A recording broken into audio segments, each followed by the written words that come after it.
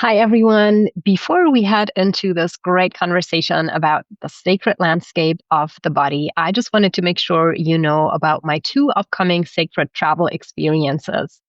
For all women called to create deeper meaning and impact in the world, we are gathering over the summer solstice, the 18th to the 22nd of June of this year, in a breathtaking mountain landscape of Switzerland for Legacy of Light, your sacred feminine leadership retreat experience, where you get to embody and apply the energetic templates behind power dynamics and how to create and lead in alignment with Gaia, Source, and your soul.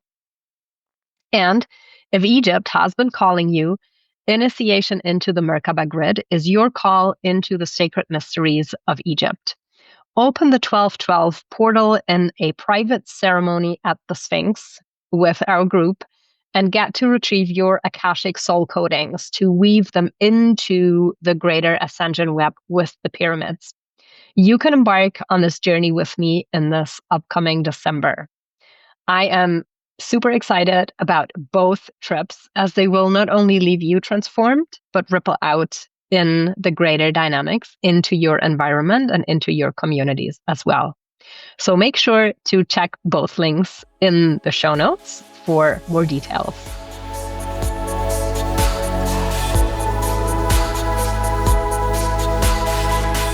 Welcome back, Sacred Travelers. Today, I am welcoming a very special guest, Dr. Sarah Coxon, who combines science and soma into a magical alchemy of reclaiming your feminine power and divine purpose. Welcome, Sarah. I am so excited to flow into this conversation with you. I'm so happy to be here, and I'm really intrigued and curious about where we're going to go today. Ooh, yay.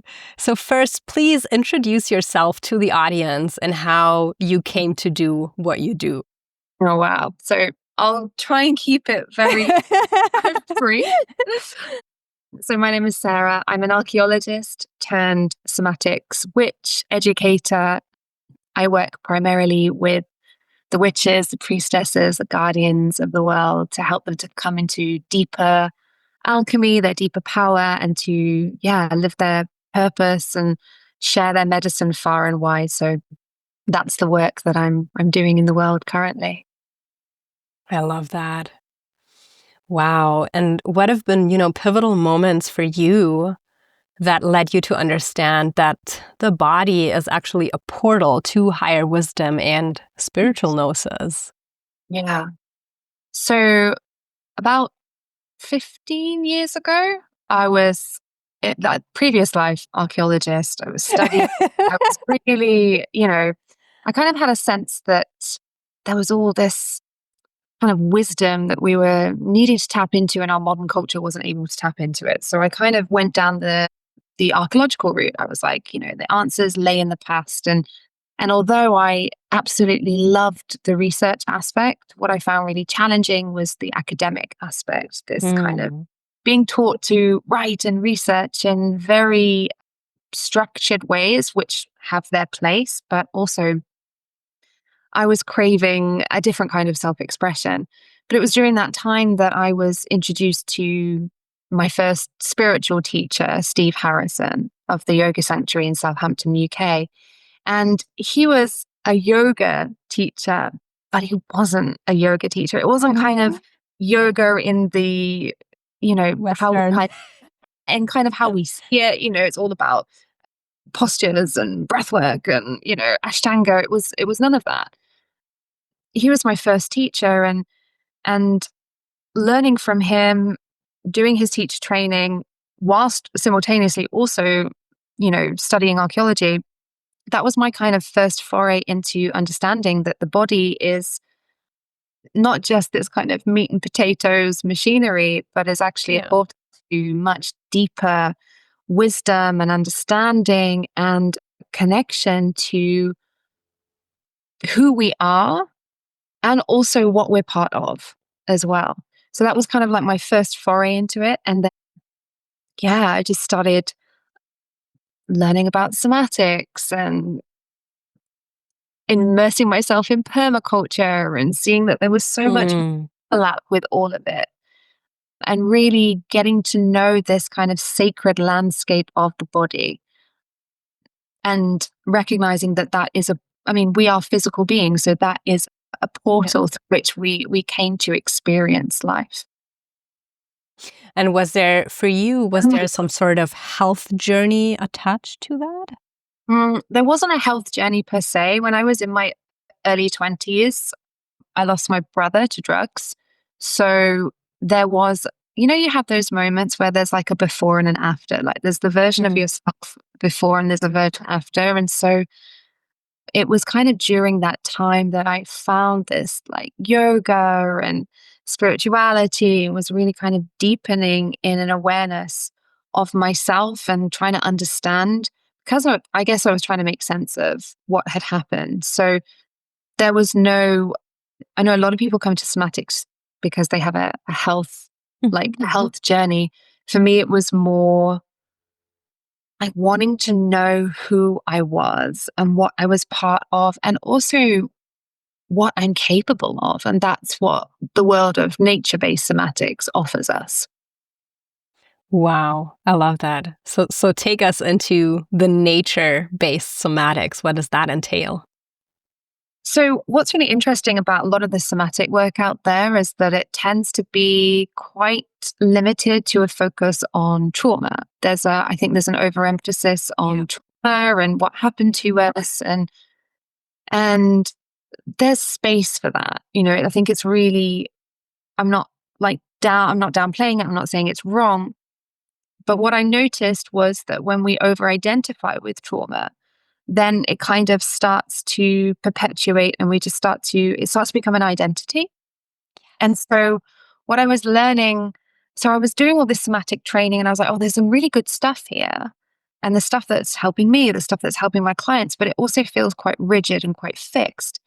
And then at the same time, I was going deeper into learning about permaculture, and, I call it the regenerative laws of nature, and learning, I call this my ecological awakening, which was like I was actually learning the language of Mother Nature, like understanding in nature, understanding how she kind of operates and what are her principles, and, how we can kind of conceptualize this natural intelligence into a few principles. That's what permaculture is.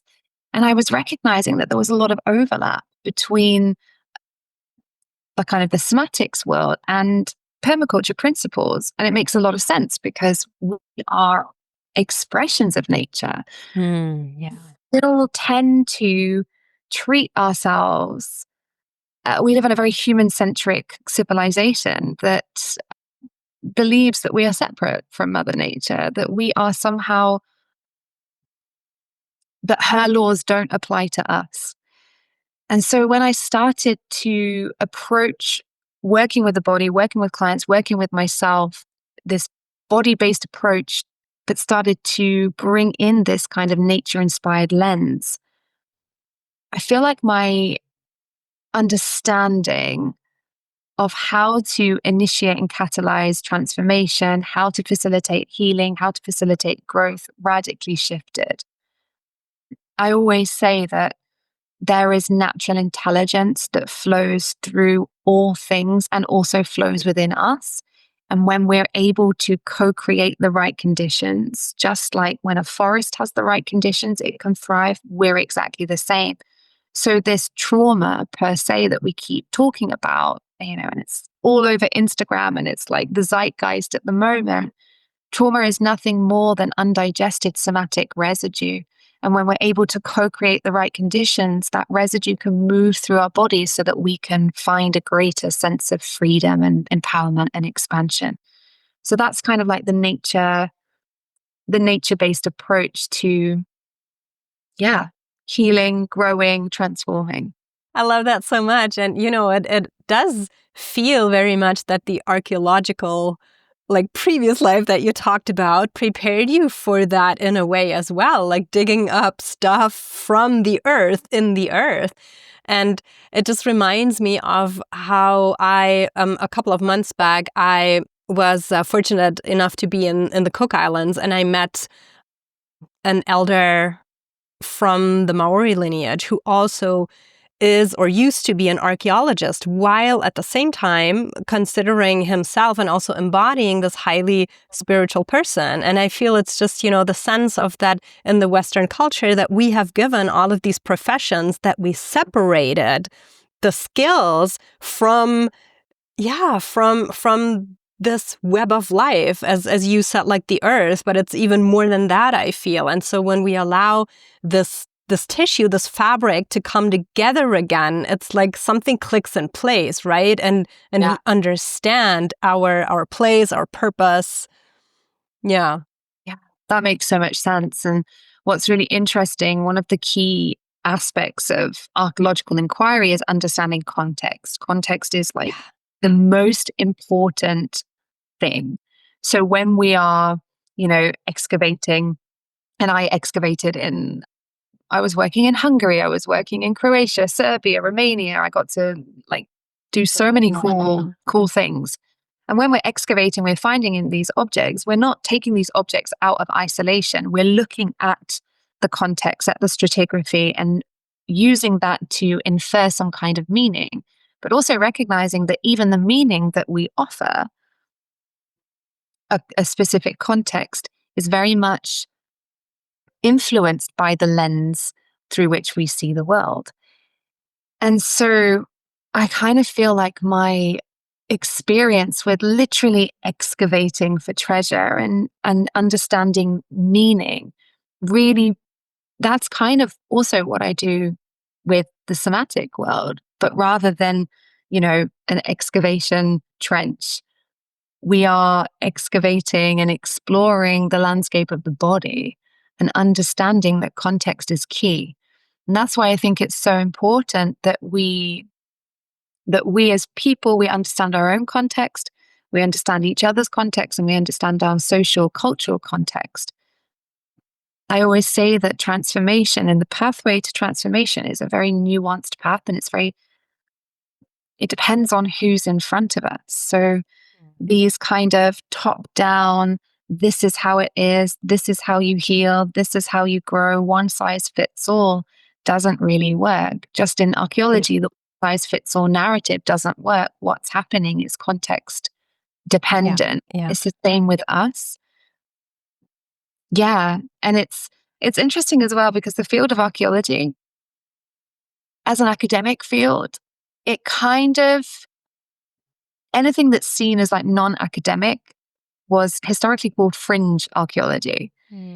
And that never really sat with me well, because I recognized that I'm a bigger picture kind of person. And just like you said, like everything kind of intersects and it can't necessarily be so compartmentalized. So why can't archaeology have like a very spiritual aspect? Like, why does it have a fringe, So that was kind of what I was battling with when I was in that world. And that's why I love the field that I'm inhabiting now, because I get to incorporate spirituality. I get to incorporate nature. There's also a critical thinking, rationalistic part as well to all of it. And it just all gets to belong.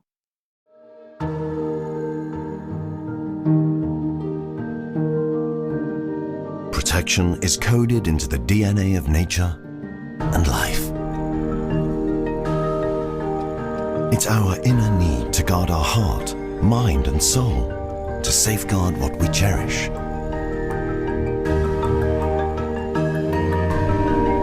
Our shields in a world of constant change.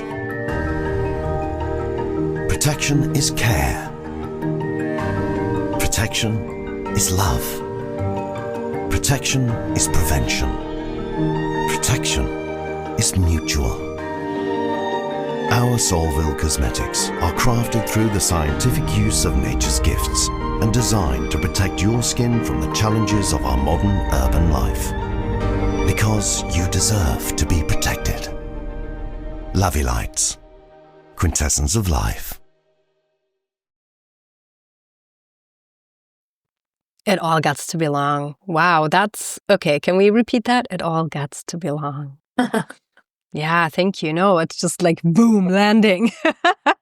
Yeah. It's in the somatics world, we have this principle of double binds. Very often, this is kind of very polarizing ways of thinking about things, or very polarizing physiology, like I can't, I must, or it's this way or that way.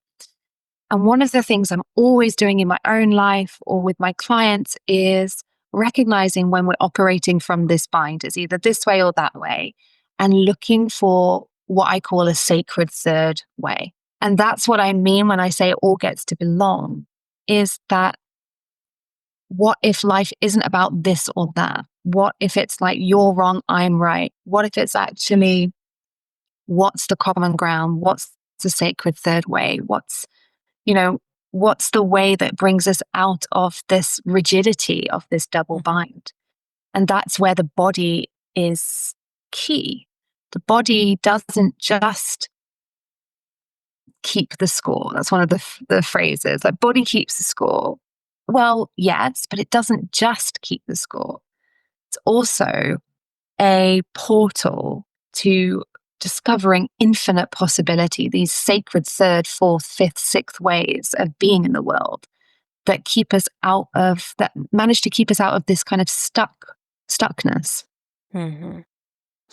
I feel for many of the people who are listening or watching to this, including myself, I remember a long time that I did not even trust my body. I couldn't trust my body. So it feels like this is a pivotal starting point for many. What would you guide people into to really start listening, attuning, like trusting their own system? Yeah, that's such a beautiful question. And, for those of us listening that find it difficult to trust the body, that's common, that's normal, that's something that happens in a world where we have experts outside of us, the experts experts on our body. So, or we've been in situations where we've had no choice, or we felt we've had no choice but to operate from a should rather than an instinctive knowing. So this is really, really common. And what I would say is that it doesn't take long, it doesn't take much to start to reclaim that wisdom of the body. But I would say the first port of call is to recognize that there's nothing wrong with you. Like, even if you have an illness or there's like physical symptoms, maybe you're sick, maybe, you have anxiety, rather than pathologizing that and making it wrong and being like, oh, this is something I need to fix. The first port of call is to recognize that it's information. When we recognize that our bodies are always talking to us and it's simply information, it can start to open up our somatic attunement, so that rather than, the shame that kind of comes up a lot when we're experiencing these kind of things like anxiety or like an illness, instead of that, it's like, my body is always communicating to me, and I can actually always trust my body because it's not wrong. So that's like the first port of call. And then the second port of call is to build somatic awareness. But we do that not just through like, okay, I'm going to do body scans, I'm going to do mindfulness, I'm going to do this can feel too intense a lot of the time, right? If we're not in right relationship with our body, it's like that's not the first place to start. First place to start is to notice your environment and how it is to be in your physical reality, and to be, what is it? The sky is really blue today. Or like, I can smell these these flowers. And instead of being like, I've got to go straight into the body, instead noticing how the environment and how reality is wanting to come into contact with your body through the senses. Because if you look at indigenous people, particularly like the hunter-gatherers, that's what their somatic attunement is. They are so in tune with the forest. And we've lost that in our modern world. We're so focused on our devices, or we're so like in our heads all the time. So the second port of call, first port of call, nothing's wrong with you. Your second port of call, start to notice your environment. Start to recognize how reality and the environment is making itself and coming into contact with you through your senses. And then everything else just starts to take care of itself. That's what I've noticed in my work with clients and also own journeys. The more I'm doing that, the less I need to do like body-based practices, because I'm already weaving myself back into the great web of life.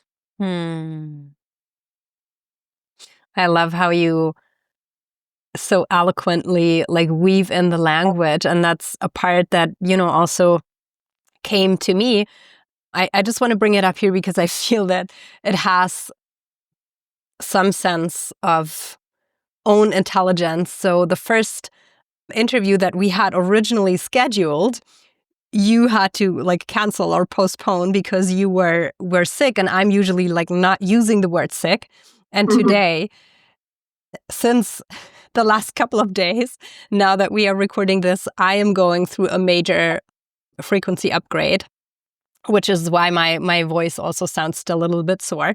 But I was very eager to show up, and I was tuning into my body as like, can we do this interview? And there was just this full body yes, that it was like yes, because there is a deeper knowing that through this embodiment, or it almost like feels like this cracking open of the cells that comes through. And I feel it's something that when we are on our spiritual expansion path, it's what nobody really talks about. And you named it, it's the shame, but like this being the spiritual part, that when we attune ourselves to higher frequencies or new frequency spectrum, it also needs to be processed and integrated in the body, right? And so that oftentimes leads to this like adjustment, or again, like integration of the frequency within our matter, within our soma, which is a little bit slower and denser than the energies.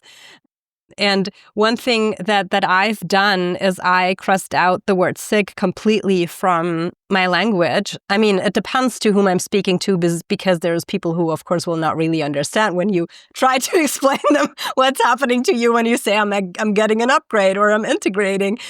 And now I kind of like lost my train of thought. But I guess what I'm saying is that also with language, we can create the separation between what is happening to us and create this friction that the body is not functioning well, versus it is the primordial part of wisdom, the vessel that we live in. So I'm curious what you have to say to that. I love this so much. I always say that words weave spells in our physiology. That's why I don't resonate with words such as trauma. I don't resonate with words such as like regulate. I don't resonate with anything that has quite a strong, there's a strong somatic response to it, because we're weaving spells into our body. So we can focus on sickness, or we can focus on the fact that our immune systems, rising to the occasion. One of the things that my husband always laughs at me for is because I don't really say I'm getting sick either. But if I feel, symptoms, I'm like, oh, my body's fighting something off. Or, like I can feel the immuno response happening. And he's like, oh, again. That's a good one too. But it's true. It's true. So I like to think of it in terms of like, how can we use our language to empower us and bring us closer to what we actually care about?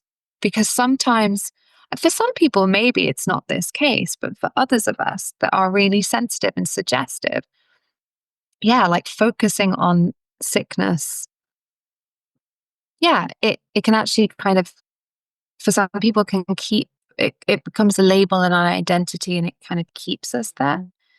And it's really like coming back to what I was saying before, that there is this like natural intelligence that knows exactly how to regenerate. The body of work that I teach is called regenerative alchemy, because our earth, nature, us as nature, like our bodies, like we know exactly how to regenerate.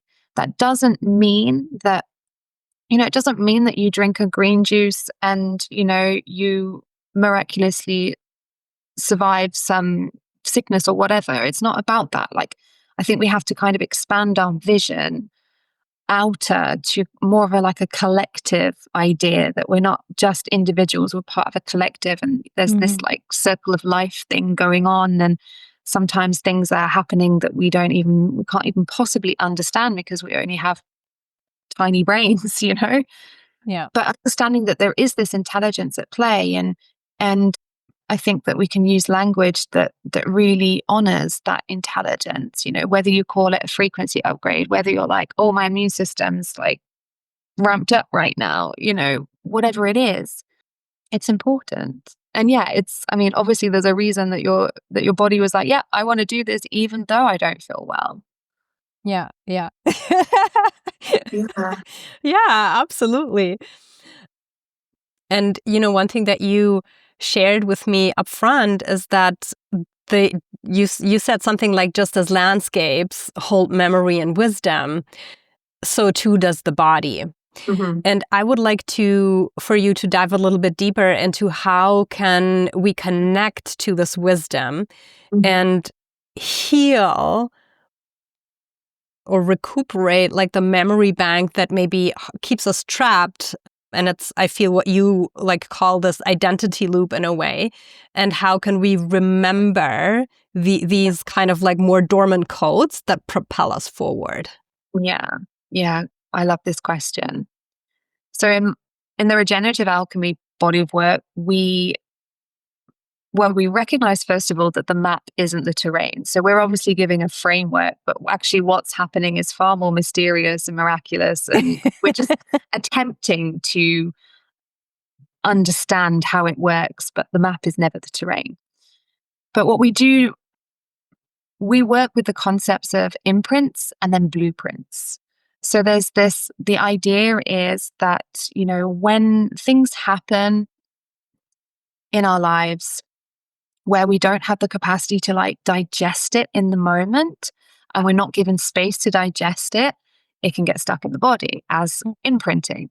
So this can happen, this can be events, but it can also be just cultural and social conditioning, that slow drip, drip, drip that we all are very familiar, we're all really familiar with. So it could be one event, or it could just be like the environment in which we live in or grow up in or whatever. And then there's also blueprints. There are these seeds of consciousness, these seeds of consciousness, or ways of being, embodiments, physiologies, whatever you want to call it, that bring us closer to expansive ways of being in the world, and that, let's say, more authentic. And then imprints tend to be a little bit more contracted. They're protective. They're beautiful, but they're protective. So in any kind of somatic, nature-based work that we're doing, we want to be simultaneously holding space for imprints to be metabolized through the body, and also be watering these blueprints of health so that they can start to come online more and more. The ways in which we do that is, first of all, to not go looking for them, but instead to bring our systems into contact with stability. So stabilizing forces, nature is the greatest, like a stabilizer. It's opening more access to a sense of stability within us. Because when there is a sense of stability, and this could be through meditation, it could be through walking in nature, it could be having a great chat with a friend, but we feel it, we know when there's stability there. Once we have access to stability, then it's simply about noticing where our awareness wants to go next. Because sometimes it will want to go towards that which is like imprint, like it feels sticky, it feels like, oh, this yeah, this wants to be worked through. Or it might even be, oh, there's blueprint that wants to come online. And there are three main blueprints that we work with in regenerative alchemy. We work with nourishment, so the ability to know our needs and get them met. We work with sovereignty, which is our ability to know what's our responsibility, know what's another person's responsibility, and to protect ourselves and our space. And also radical self-expression, the ability to be authentically ourselves in the world and share our gifts with the world, unapologetically. And of course, everything can kind of fall under those three umbrellas. So sometimes that's already starting to come online just because we've created some stability. Other times, imprint wants to move through, and there are different ways in which it might want to move through. The body's always going to give us cues. So it might be that we notice there's a wave of emotion that wants to come through. Okay, we let the wave come through. It might be that we're noticing like a twitch coming through. Okay, we allow the twitch to move through rather than making it wrong. It might be that we actually want to talk about something completely different. That's information. We go and talk about the weather or whatever, because that's a moving away. It's creating space for the metabolization. So basically, in all this jargon language, what I'm basically saying is, once you are able to continuously cultivate enough access to stability, and you learn to listen to and follow the cues of the body without agenda, the body's going to do what it's designed to do, which is to move imprints through, bring blueprints of health online. So I don't know if that made sense, because sometimes we kind of speak in our jargon language. But yeah, I'm curious what that brings up for you. No, it does make a lot of sense for me. And I haven't come across anybody who actually does that somatic work in the way that you do it. And it resonates so much with me. It's because it's witchy. It's so witchy. witchy. Like, so many of my students are like, oh, I did trauma-informed trainings because I thought that was what I was supposed to do. Or, like I wanted to learn to work with the body, but it felt like something is missing. This is it. Like, it's the blueprint piece. It's recognizing that there's this instinctive ways, intelligent ways of being that we have inside of us, and they just lay dormant because of whatever myriad reasons they lay dormant. Could be cultural, could be social, could be that the imprinting is just so strong that we need to give space for that to move through, to give space for this new way of being to come online. So yeah, it's but that, I mean, if you look at nature, that's what happens in nature, right? I love to look at reforestation projects and understand how these reforestation projects are designed, because you recognize that there is this process they call succession, that it doesn't all happen straight away. You have to plant this first, and that first, and that first, and allow that to grow. And then suddenly they're all helping each other and everything is blooming. And that's how our gut works as well, right? With all the bacteria and everything. Exactly.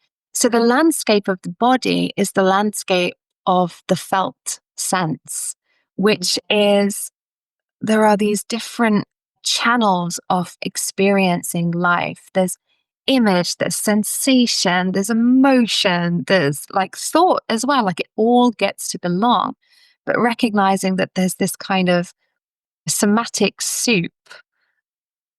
And that is our ecosystem. That's our ecosystem. And so we want to be tending to all parts of that. And, with a forest, you want to be pruning and cutting down some trees for sure to create space and give light. But you also want to be fertilizing the soil, bringing nourishment, bringing in certain species that will bring nitrogen to the soil and create ground cover.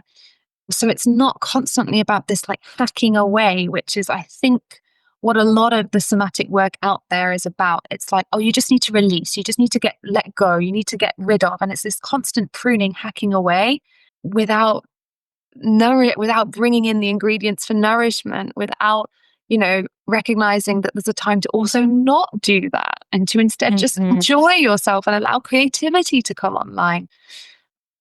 So, yeah. I also feel that it's a much more feminine way of approaching the topic. And I just feel that, by speaking to you and the way that you express things and just the energy that is created in the way that you describe the process. So it's like I can feel how it's this feminine way of also chaos and also cycles and embracing the cycles and the phases. Absolutely. There's always, we always need containment, right? There needs to be some containment. Body is our container. Yay, we have that containment. But then what actually might want to happen next and what needs to unfold is different for each person. That's why, for someone, going to see a therapist is going to work fantastically. Like, it's just what they need. But for others, it's absolutely not what they need. They need something completely different. So kind of nature-led and somatic approaches, it's a framework and a way of meeting people where they're at and then allowing what wants to happen for them to happen, but in containment so that transformation can happen. Yeah. Chaos without containment is just chaos. But chaos within containment is that it's not actually that chaotic. There's regenerative rhythms, like there's something that wants to happen and will kind of sort itself out. I always think of my dog is a prime example of this. So if we're walking the dog and, he's on the leash and, there's another dog on the leash and it's like, oh, they're about to go at each other. Best thing to do is to take them both off the leash and let them just go at each other and they sort it out.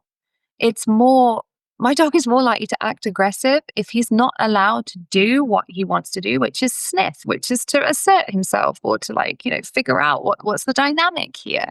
Yeah. And when we meet many dog owners that are pulling their dog back and I've let the dog off the leash and it's carnage. But we want containment, but just allow for forces to do what they naturally do, which is, as you say, the feminine way. So I know that you also work a lot with practitioners. I'm just curious to know, how the understanding of, and by understanding, I really mean it's more like a comprehension, I would say, like with your, full body awareness of your teachings can help people to become better practitioners to then help their clients. Mm-hmm. So one of the feedback that I get the most is that it helps them build a deeper self-trust and a deeper trust in the process and the unfolding, which stops them from what I call putting their fingerprints all over it. So, how when we come in as practitioners, we have a specific agenda. We think many of us are working from an unconscious need to prove ourselves to our clients, or the client comes in with a specific desire and we feel like we need to really get them there and we get them there quickly. This approach goes against that. It completely goes against that. And we talk a lot about the messy middle and embracing the messy middle where it doesn't make any logical sense, because it doesn't. The felt sense and the bodyscape and the way that things want to unfold very often don't make logical sense, but there's magic and medicine in that process. So the feedback, like I was saying, that we get back a lot is that it increases a sense of self-trust and confidence in their ability to facilitate really powerful work, which in turn, when we trust ourselves more, then we have much better client relationships. The work goes deeper because it's not about us. It's not like we're not having to prove anything or we are the healer. We're just there facilitating and we're allowing for this we're creating the containment for natural intelligence to do what it wants to do and what it's designed to do. And I think also as well, like another byproduct of this kind of work is that a deeper sense of belonging in the world, a deeper sense of, standing outside your door and recognizing that there's this a whole incredible world that we're part of. And of course, there's nuts stuff happening as well, like crazy stuff that we don't necessarily want to avoid, but that's not the full picture. It's only a small percentage. And actually, that we live as part of this miraculous, that we're on this miraculous planet, and we recognize that we are part of that, or an expression of that. So that even goes beyond the facilitation role, just in being able to weave ourselves back into nature's great web. And yeah, I don't know if that answers your question. I feel like I went off on a tangent. Whoops. Well, definitely. Yeah, absolutely. Yeah. And so thank you for that. I'm also curious to hear, as you, like, all of what you teach and the program, the method is so nature inspired. How, or do you weave, I want to say, like, plant medicine, plant allies, herbs into the teachings as well? And how does it look like? Yeah. So this is something that we started doing last year, bringing in plant allies into the teachings as well, because plant allies, I'm talking more like non-psychedelic ones. Plant allies are can have a very profound impact on the nervous system. And of course, when we're talking about somatics, we're also understanding the nervous system, but not necessarily the nervous system as, like, this kind of mechanical thing, but actually the nervous system is what plugs us into the cosmic mains of the world, like it's an extension of Mother Gaia. And so plant allies can have a profound impact on our nervous systems. And so particularly when we're working with blueprints, for example, we work with particular plant allies. For example, if we're working with a blueprint of nourishment, then we want to make sure that we're nourishing the nervous system as well. This is where, a plant ally such as nettle can be such a fantastic ally, because it I love nettle. Yeah. actually rebuilds and fortifies the nerve tissue. If we're working with the blueprint of, like, radical self-expression, and we find ourselves at a lot of freeze, then we might work with rosemary, for example, which can initiate the mobilization response. It creates a lot more blood flow, and it brings us more into sympathetic nervous system states. So better than coffee, really amazing. And if we're working with the blueprint of sovereignty as well, then maybe we'll be working with allies such as chamomile or something like that can help us to come into more parasympathetic rest state, so that we're more likely to be able to say no to things, and yes to ourselves. So it's less prescriptive, and it's not the whole focus, but we recognize that there are ways in which we can work with plant allies. There are ways in which we can work with plant allies without ever ingesting them as well. So we work a lot with the idea of bringing in sources of support and recognizing that they will emerge in the field when they want to. So sometimes I might ask a client, oh, it sounds like there's some challenging material here. Is there anything that is wanting to emerge to support you in this? And they might say, oh my God, like, I've just had the image of a daffodil come in. I don't know why. And I'm like, great, let's bring in the medicine of daffodil then, and see, how is your body responding to this medicine? Oh, I'm noticing that I feel steady. I feel more protected. Okay, so what if we can allow daffodil to also hold this space with us as we just, witness this challenging material? So it doesn't even have to be that we're ingesting. And of course, crystals, ancestors, guides, like we work, all of those can come in as well and enter into the field, and we can work with them in tangible or very intangible ways. And again, this is what differentiates this kind of somatic work from a lot of other trauma-informed, trauma-based somatic work. It's about creating a right relationship with nature. And, I talk a lot about animism in our work as well. One of the beautiful things from this body of work is I recognize that this desk is made of wood. This desk that I'm, sat on is from the natural world, and that it has a sentience all of its own. And just like I'm able to witness it, it can also witness me. So it's that's the more tangible aspect of weaving ourselves into the great web of life, is recognizing that there are all these relationships that we're not even aware of, that we can somatically build an awareness of, to find a deeper sense of resilience, prosilience, and belonging. Love that. And you were just speaking to the animal body. I know that you have, I think it's a free offering even, that is called, or working with the animal wild body. So what is that about? Yeah. So the wisdom of the wild animal body is a recognition of all these instincts and impulses that we've tried to tame, recognizing that there's medicine there. So those moments when we want to pull away from something, that's medicine. The moments when we feel aggression or anger, that's medicine. Recognizing that imagine that you're a lioness, right? And there's like, you're with your cubs and there's like a hyena coming. What's the natural instinct? That natural instinct is to hiss so that these hyenas will back off. Yeah.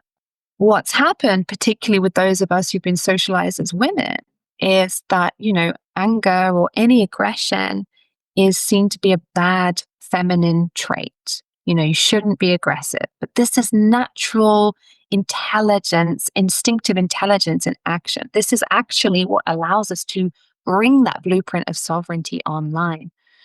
So accessing the wisdom of the wild body is once again not making any of this wrong, and instead recognizing like, oh, this is coming up right now. There's wisdom in this. There's something in this. Yeah. And yeah, that's really what the wisdom of the animal body is recognizing that we are animal beings, and with animal instincts, and it's all good, and we should follow them. We should revere these instincts. Yeah. I think, one of the things that also really stands out while speaking to you was how you layer these different elementals to really make this a very unique and but tailored approach. And I'm definitely like intrigued right now, so I want to find out more about it. Wow. Let's go a little bit more into the witchy, almost what feels like a sorceress part. So how much does that play a role for you and the people that come and seek out your work? Well, I say that everyone that I work with is a witch, a witch or a priestess, because obviously, like, I wrote a book, The Way of the Priestess, as well, and yeah, like the priestesses, the witches, the guardians, the way showers. For me, being a witch is not necessarily about, casting spells in the traditional way, although a lot of the people I work with do. But it's more about recognizing that we can shape and shift consciousness, but we do it from the inner out. And so, yeah, to be honest, as we're speaking, I kind of feel like being a witch is taking radical self-responsibility. That's the thread, right? And to, of course, be able to tap into all the sources of support and resources around us. That's what to be a witch is, to recognize that there's magic everywhere that we can tap into. But really, it's about, how do I harness what's available to me for good, and taking radical self-responsibility. This doesn't mean that everything's our fault. This doesn't mean that we can impact everything. There's so much that we can't actually impact directly. And I think it's good to recognize when we can't. Like, for example, I think a lot about politics that's happening right now. And I'm like, what can I can't do anything to influence that directly right now, but what I can do is influence how I feel and influence my social sphere and my community and be, whatever's needed for them. So yeah, I think being a witch is about taking responsibility for your life, your destiny, and there's a certain level of not just resilience, but prosilience, this ability to turn lemons into lemonade.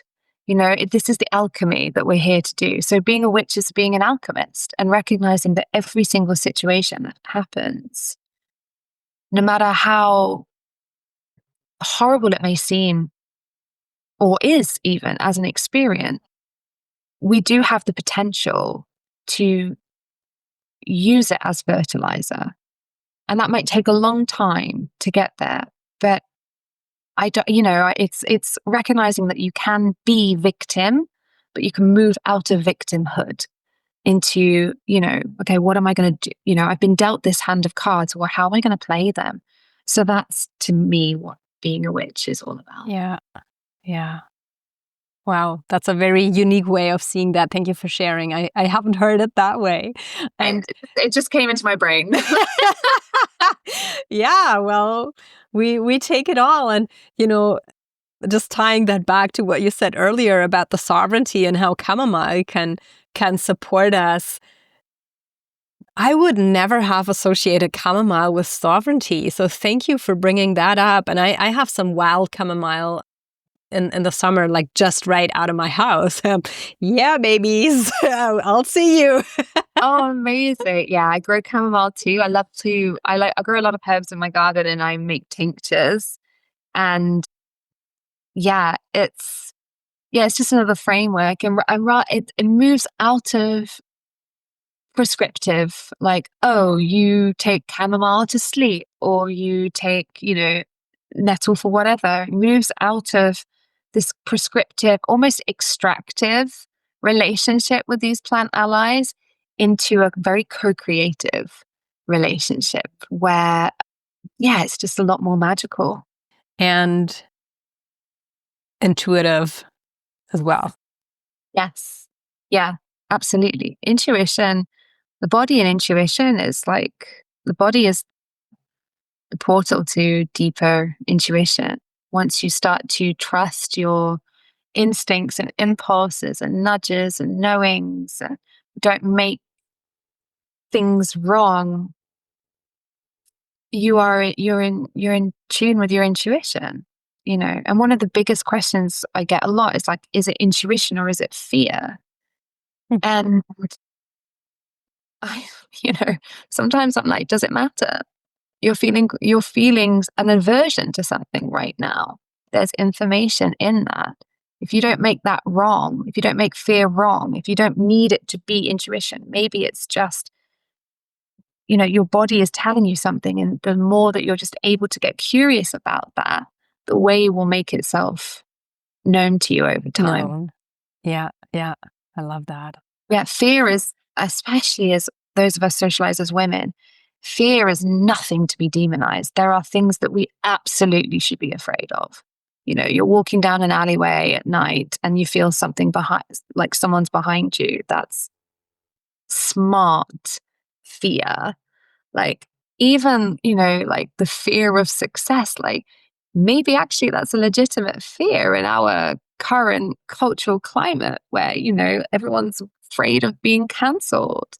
I mean, I definitely am afraid of that, and I don't mind admitting that. I don't have a big enough platform to be cancelled yet, but maybe I'll let you know what. But like, these fears, like, there's nothing wrong with fear. It's wisdom. And again, we can move out of that binary, like either I must be afraid, like I'm afraid, or I'm definitely not afraid, and into what's the sacred third way? Is there a way for me to be with my fear and still move towards what I hold true and important to me? Yeah. Yeah. Can you share one very pivotal moment for you where you had like this aha experience in your own body? But I think there've been a few.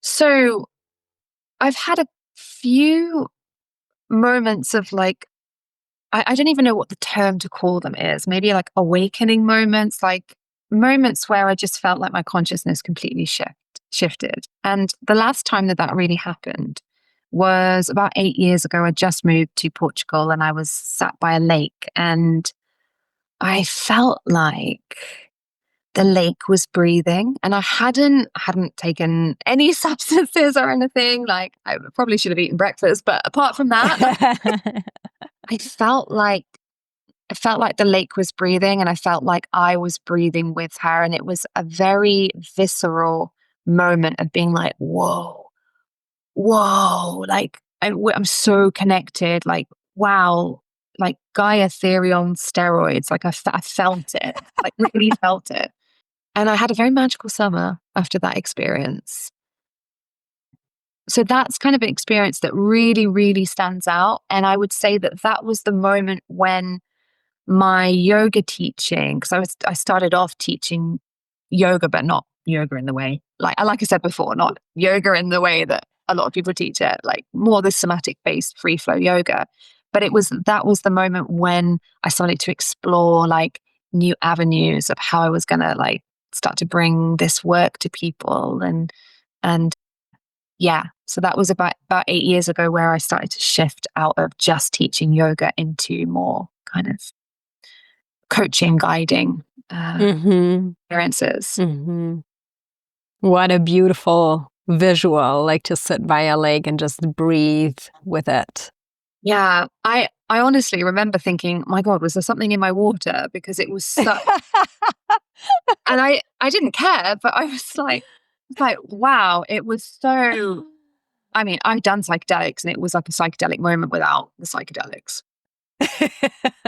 Well, yeah, definitely. There is moments you can have without psychedelics that feel psychedelic, totally. Absolutely. And I mean, I don't do psychedelics anymore. I just, explored and experimented with them. Like, and for that reason, because there are certain somatic states that we can access without